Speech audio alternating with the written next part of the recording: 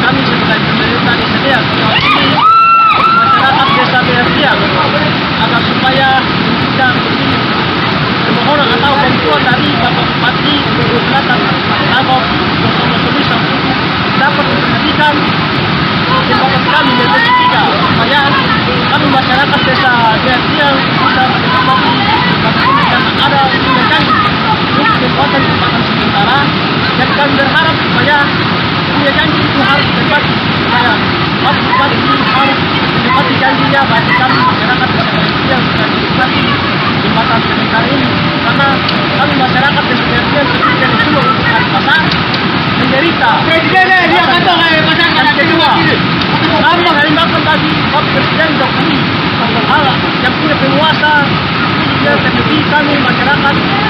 bagian dari desa Timur Kabupaten Maluku,